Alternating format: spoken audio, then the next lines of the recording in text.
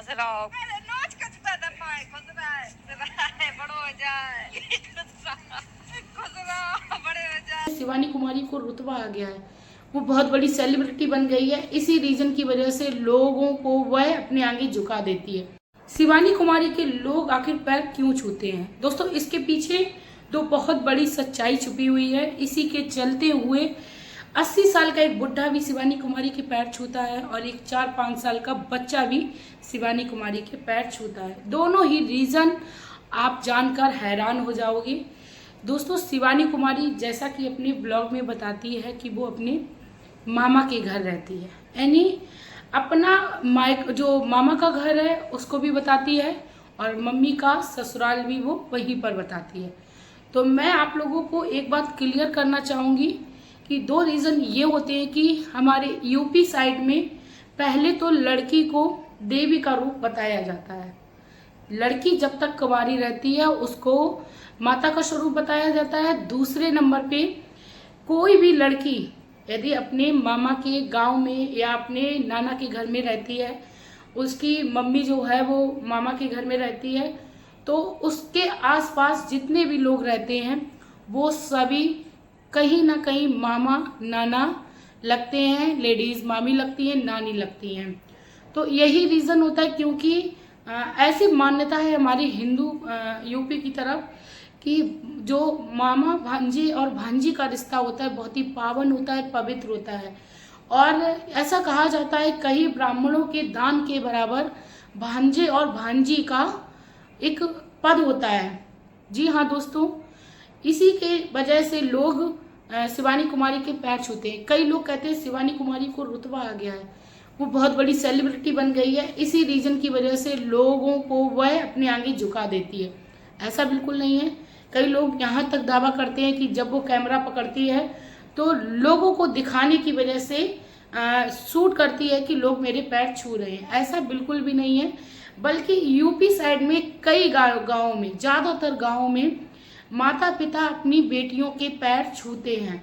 वहीं कई सारे स्टेट राज्य में ऐसा भी है कि बेटी अपने माता पिता के पैर छूती है। लेकिन यूपी साइड में कई सारे राज्यों में ऐसा है कि माता पिता अपनी बेटी के पैर छूते हैं और अपने आप को बहुत ही ज़्यादा सौभाग्यशाली समझते हैं। माता पिता का ये कहना होता है जब तक वो बेटी के पैर नहीं छुएंगे तब तक वो तरेंगे कैसे।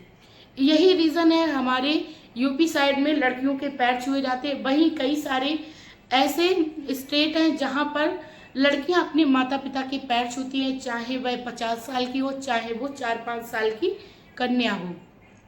तो जो लोग ये बोलते हैं कि शिवानी कुमारी को पैर नहीं छुलाने चाहिए, तो उनकी भी गलती नहीं है, क्योंकि हर स्टेट का अपना अलग अलग कल्चर है। हर कोई अपने कल्चर को निभा रहा है। जानकारी ना होने की वजह से लोग शिवानी कुमारी के ब्लॉग्स में आकर कमेंट करते हैं कि ये पैर छुलाती है।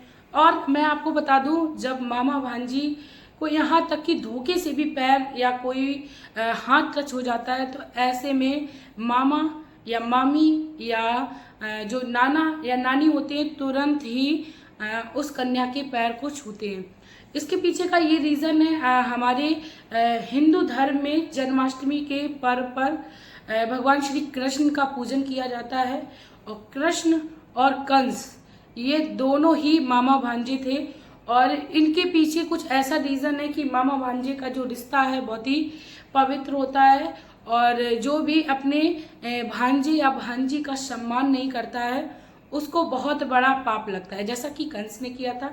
कुछ ये भी रीज़न होता है क्योंकि यूपी में ही मथुरा पड़ता है, तो इसीलिए इस कल्चर को निभाया जाता है।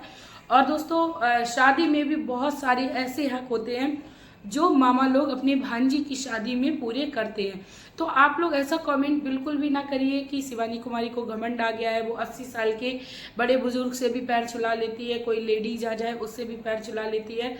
ना कि शिवानी कुमारी के पैर छुए जाते हैं, बल्कि हमारे यूपी साइड में जितनी भी लड़कियां हैं उनके पैर छुए जाते हैं जब तक वो कुंवारी रहती हैं, या शादी होने के बाद भी अपने मामा के द्वारा वो पैर छुए जाते हैं, बिल्कुल छुए जाते हैं, या अपनी नानी मामी के द्वारा पैर को छुआ जाता है।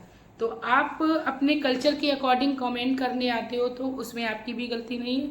आई होप दोस्तों आप लोगों को समझ में आया होगा। और हिंदू धर्म में वैसे भी लड़कियों को कन्या का यानी माता का स्वरूप बताया गया है। तो दोस्तों जानकारी अच्छी लगी तो प्लीज़ वीडियो को लाइक करिए, चैनल को सब्सक्राइब करिए और किसी के कल्चर को ना जाने मतलब ना जानने की वजह से आप किसी के ऊपर उंगली ना उठाइए। हर कोई अपने रीति रिवाज के अनुसार चल रहा है, अपनी परंपराओं को निभा रहा है, हर कोई आध्यात्म से जुड़ा है, हर किसी को पता है कि हमें किस दायरे में रहना है। तो मिलते हैं नई वीडियो में नई जानकारी के साथ, तब तक के लिए हंसते रहिए, मुस्कुराते रहिए। श्री हरि।